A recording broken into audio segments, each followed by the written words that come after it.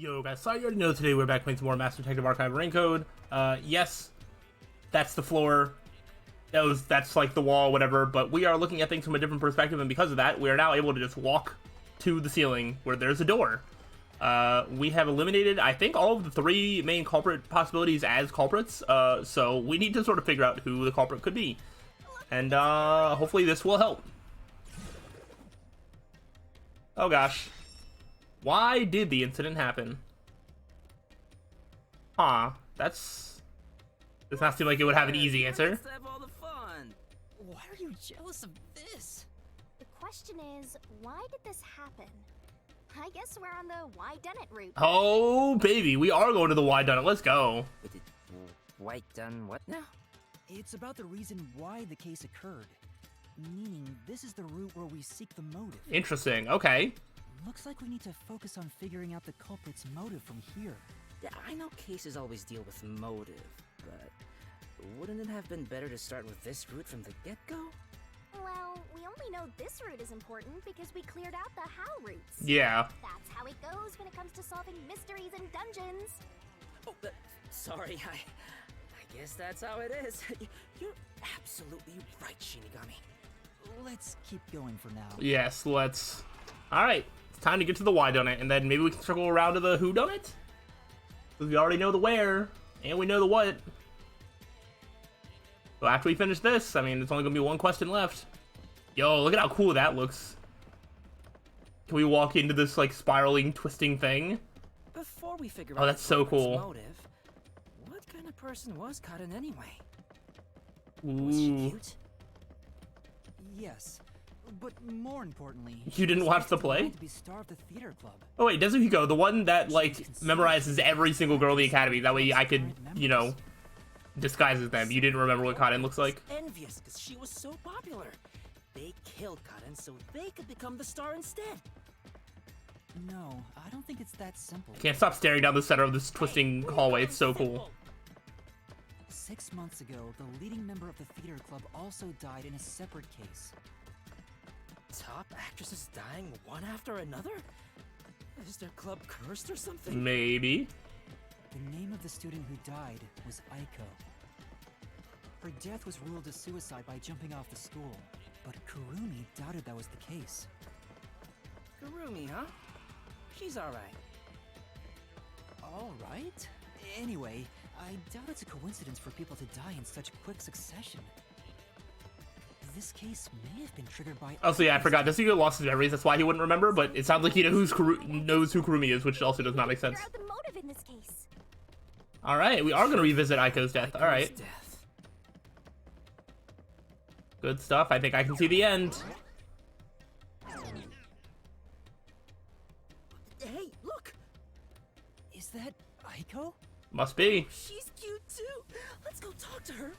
She's about to get a taste of my full and undivided attention. I don't think she wants that.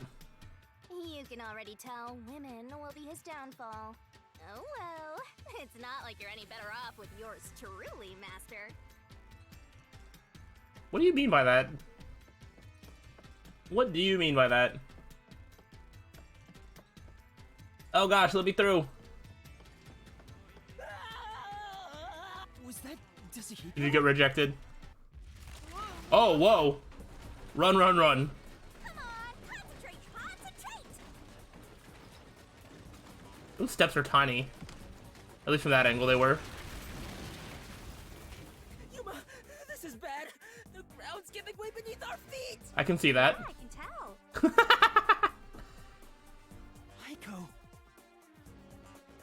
No, where are you going? We need to talk to you. Let's hurry and catch her! I love the tragic types! No! We're trying to figure out the truth behind her death. Good luck, Master! Alright. Here we go. Let's answer some questions. Let's go suicide or homicide. This is the answer! I'll say if this is wrong, that changes everything. Aiko's death 6 months ago was actually a result of murder. Okay, glad we got that. The next question, who did it? On the roof. Oh! This is the answer! Wait a minute. Oh ho ho ho! She never jumped at all. Wait, what? How many witnesses saw... Interesting. Or maybe she did jump or was pushed. The location of Aiko's murder is... Okay, no. All right. I think I was starting to think, I was like, oh, she was never on the rooftop at all, but that can't be true. There was, like, witnesses and stuff. But the actual murder, I guess, would be the flower bed?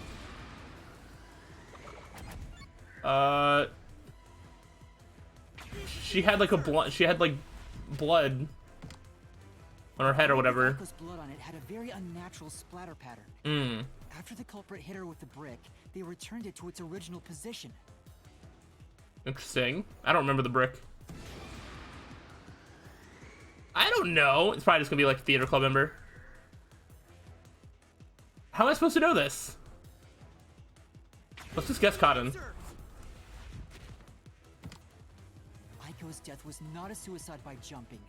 And Cotton clearly lied in her testimony. Really? I don't remember this. Cotton killed Aiko. It just made the most sense to me, but I don't exactly know how I figured that out. What were the in-game clues that were leading me to that? Keep following her, Yuma. I don't remember her testimony. Was that something I should have remembered? Oh well.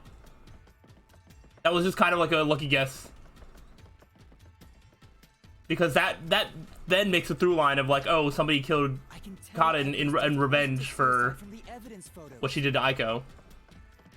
Her shoes were neatly placed on the roof, but there was dirt on them that looked like it came from the flower bed. Oh. I think Aiko was told to meet at the flowers behind the school building. Oh, so she never did jump. Interesting. So I thought there was witnesses that saw her jump. Or saw... No, because... That's dumb of me. Because then it wouldn't be in question whether it was a suicide or homicide. The murder weapon So I was... Okay. from the flower bed. Yeah. The brick with Aiko's blood on it had a very unnatural splatter pattern. Oh, so it was supposed to be like, oh, she jumped and, you know, fell, hit her head on that, and that's where the blood came from, but she was actually just, like, hitting the head with it. If she fell from above and hit her head, the bloodstain wouldn't get cut off in that way. I'm sure that after the culprit hit her with the brick, they returned it to its original position. But you have evidence Okay. that Cotton did it? If Aiko didn't die from jumping, Cotton's testimony makes her highly suspicious. Can you bring up what that testimony is? She said she heard something fall and went to inspect it. Oh. I get it. Hearing a sound that never happened means she's obviously lying. Okay. That makes sense, but none of this was like a solution key or anything, so I don't know how I was supposed to remember. She made it appear like Aiko jumped. If that's the case, That's okay. then the one who killed Aiko is Cotton. Again, it still logically makes the most sense because then Cotton would have been targeted because everybody clearly cared for Aiko, and it was just like a matter of revenge, which maybe they all three did work together to kill Cotton. Interesting. She disappeared? Damn it! I can't even help the girl who needs it most! Help her? She was dead long before you could help her. Anyway, this must be the roof Aiko supposedly jumped from. Hey, why did Cotton kill Aiko? I thought an all-girls school would be more sunshine and rainbows than Nah. murder. If a brick was used as the murder weapon, then it could have been an impulsive crime. So Cotton might not have been planning to kill Aiko when she called her there. Interesting. You mean they were talking and it turned into a crime of passion? That's so cliche. Maybe they were discussing their acting careers. They had a disagreement, and it turned to violence. Possible. Well, if this caused the other murder case, then is the motive revenge? Yeah, they weren't fighting over Aiko's spot. They wanted to get back at Cotton for taking it away. Meaning the culprit is whoever cares the most about Aiko? But it's all of them. Then which of the suspects is it? In fact, where do we even go from here? We got the motive, but there's still no path. This is different from the other dead ends. I think there's a mystery around here. Something must be hidden here. Maybe if you jump off the building, it'll go into a mystery hole or something.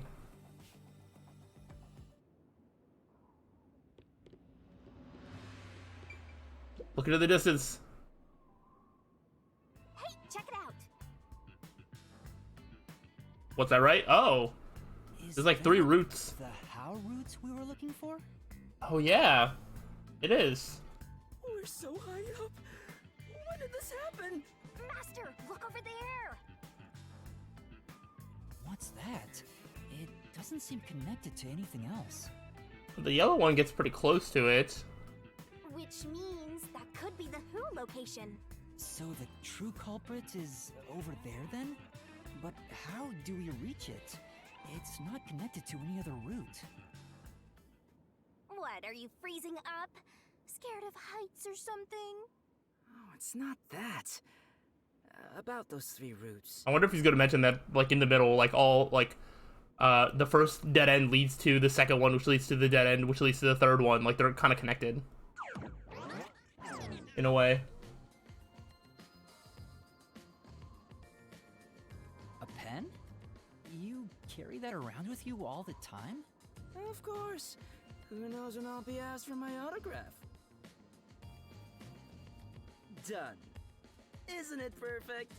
Yeah, like, look at that. See how, like, the red leads into blue, leads into the yellow? I'm just as good at drawing maps as I am at remembering a pretty face. This is the how roots when seen from above, right? What about it? Well, this is a dungeon, right? So maybe there are some secret paths in here. Secret paths? See? If you look at it this way, doesn't it all seem like the same road? Mm-hmm. You're right. The 3 how roots are connected into a single route all the way to the who room. Wait, all 3 are connected? Yeah. That's it! I think I've got it! That's the hidden truth behind the how route. There's only one explanation for how the victim could have been poisoned. This is so weird. If they were all in on it, then during our investigation, us asking about, like, who did it, and then the girls blaming each other for, like, the murder, doesn't really make all that much sense. What? Seriously? Unless they were all trying to independently kill, and then none of them thought that they were successful. I don't know. Not bad. This is very, very strange. Finally made yourself useful. Yay! Shinigami complimented me! All I'm saying is that all 3 of them work together to kill Cotton, then none of their actions afterwards make any sense in terms of, like, how they were reacting to the crime and the investigation and all that. I love you, Shinigami! Wasn't I a good boy? I deserve a treat, right? If you think you've got this, I'll back you up. Lay it all out. Okay. Oh, words.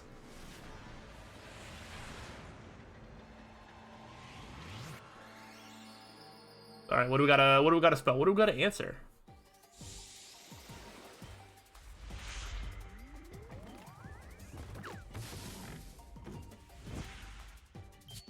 Okay. We got Shinigami puzzle. Okay, we got rid of a key. Only way the crime was possible was by having an... Take that. Having an... A accomplice? There we go. I was gonna say it has to start with a vowel just because it says having and that was the only one that did, which really helped. Is that L-I? C-E, boom.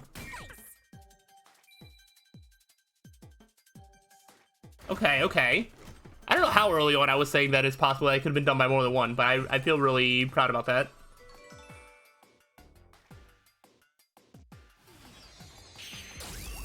It's also nice to know that this game will sometimes have you spell longer words, and they can just combine letters like that. That actually almost made it easier, though.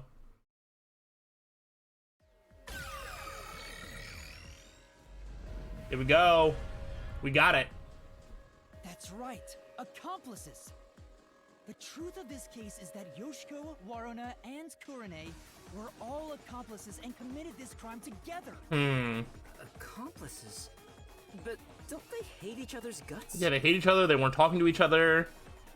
They were accusing the others of doing it. It's the truth. I realized realized it once you drew this map, Yasuhiko. The 3 How routes that we explored were all dead ends. Each of them were suspects, but they were all ruled out because of certain details of the case. Yeah, but it can get picked up by, like, you know, oh, Yoshiko brought the poison in, and then,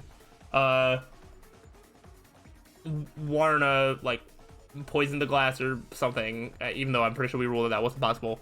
And then Kurane, like, dictated, like, which glass had the poison in, so that way you know, like, which one to drink out of or not drink out of. So, like, that all makes sense. That makes sense. If we look at them separately, we get dead ends. But by connecting all 3 routes like this, and looking at it as a single criminal act, it clearly becomes one path forward. Yeah, I almost feel like I need to just, like, look back on, like, our investigation, because I feel like the girls were all very much, like, blaming the others for this, which does not make any sense at all. That committed a single crime. I understand that you need to leave the player in the dark, but you can't forsake the, you know, sense of reality that people would be experiencing, especially if they have nothing to gain by, like, hiding it. Like, if they all committed this crime together, why would they have to hide and deflect from the other ones that they committed the crime with? This murder would have Unless been they saw through our possible disguise, I guess, but I figured that just out don't during that think that that's the heist. case. But if the 3 of them worked together, they could make it possible. Oh, there we go. What's this? We can go through the dead ends and just, you know, I guess work our way we're through. supposed to break the wall? Yep. Sounds like fun. I'm in. It's all thanks to my help, don't you think? And don't you forget it. Yeah, you actually were helpful. Good job. You're the one who's going to forget it. Anyway, let's check it out. We have to make sure we're on the right track. You know what? Actually, I don't want a kamikaze. If it said Hocus Pocus, I would have done it, but you know what? We're just gonna zoom. I don't trust it. Are we gonna go right to the dead ends? Not quite. By separating the hows, the 3 of them divided up the tasks that needed to be done to pull off the murder. Don't you think so, Yuma? Yeah, I think it's the only way. Okay. Now what do we gotta answer? You sure sound confident. How did the 3 work together to pull off an impossible crime? And now there's a new problem to solve. We have to expose the secret behind their complicity. How exactly they cooperated together and the timeline of the crime. Got it. The timeline, huh?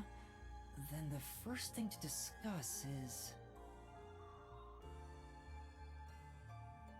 Okay, so how the poison glass was chosen, was brought to the theater hall. So probably this one, right? Because it has to be brought first. How was the poison brought to the theater hall? You sure about that? Yeah, it has to be brought, and then it has to be mixed in, and then it has to be drank. Right?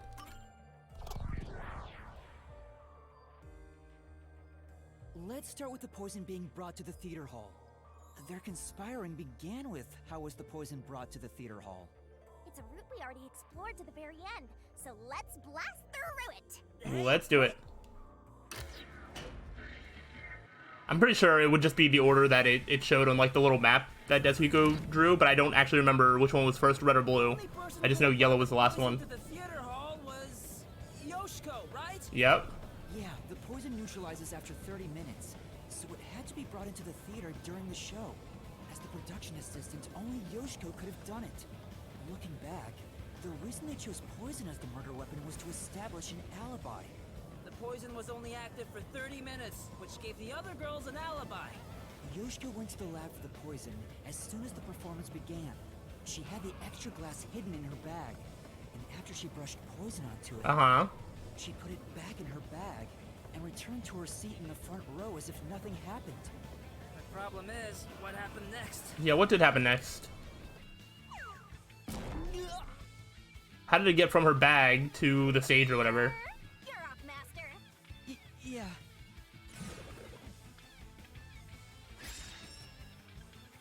What is she gonna do with the poison glass after bringing it? handed it... Huh. I guess it would be handed to Warna? Okay, because then that leads into Warna's dead-end thing. That's mostly the logic that I used. How was the poison mixed into the glass roots? Wow, it really connected. All right, let's keep going and reach the truth. Okay. Whoa! Again? Yeah, I don't know when she actually handed the glass off, though. Hey, you said Yoshiko handed the poison glass over to Waruna, but Waruna was performing on stage, right? How could she receive the glass while on stage? Yeah, that's a question that I don't even have an answer to. The only time I can think of is when they turned off the lights. Yoshiko sat on the right edge of the front row close to the wings, where the actors enter and exit from scenes. Okay. She probably stood up when the lights went out and left the poisoned glass near the right wing. Even if Oh. she couldn't get on stage, she could at least do that within 5 seconds. That makes sense. Then, Warna picked up the glass and hid it under her costume. The costume check happens before the performance, so she got around that by receiving the cup during the performance. Okay. That makes sense. I'm not gonna rewatch the performance to see if that is what happened, but I'm gonna just believe it. The two of them must have rehearsed it as much as the rest of the play. But what happened after that? Suppose Waruna did get the poison glass. How did she swap it with the real glass while the play was still ongoing? She had her back turned to the audience. A few moments after the blackout, there's a scene where Warna approaches the shelf. It only lasts 2 or 3 seconds, but Waruna's hands in the shelf are completely hidden from the audience. Yeah, and I think Kurne can see it from above, but if Kurne is in on it, then it doesn't matter if she can see that the glasses are being switched. At that moment, Warna could have switched out the original glass with the poisoned one. So they used the play itself for their seemingly impossible crime. Talk about guts. This is something only thespians could pull off. Shinigami? Isn't there a safer way down? Nope. Master, hurry up and break this one down too. Right. Okay, then you're gonna ask me how is poison glass chosen. Yep, we already know that. Kurne guided to it. Which leads into Kurne's part. Alright, we got this one too. Only a bit more. Let's keep going. Let's go. Wait, can't we take a break? This is the final one. It's the how was the poison glass chosen route. From here, it's exactly as we solved it before. Kurane told Karin beforehand to take the glass the spotlight hits first. Mm-hmm. And then, after confirming the poisoned glass from the catwalk above, the spotlight was pointed directly at it. And that's the method behind the murder weapon. Method sounds more like madness if you ask me. That solves this mystery. We've almost reached the truth. Seriously? That's terrible. Huh? Why? Because I haven't gotten Shinigami to fall for me yet. You're not going to. That's not gonna happen, even if you stay here for 100 years. In fact, I basically hate your guts. You know, beyond the hate, there could be love. No. It's kind of like traveling the globe. You and I can go in opposite directions, but eventually we'll meet. That's a stretch. Yeah. I feel sick. I'll throw you into another wall. This is the last wall. Here we go. Who murdered Cotton? Are you ready? Let's solve this thing. Right. Okay. This feels like we're going to start getting to the end of the mystery labyrinth. So, if I'm basically just going to play out the rest of it, and I'm going to split up the videos into however many that it takes. So if this ends up being a good stopping point, then I'll see you on the next time, and the next one just won't have an intro, and we will just keep on running. Because I think we're just about to put everything together. But let's find out.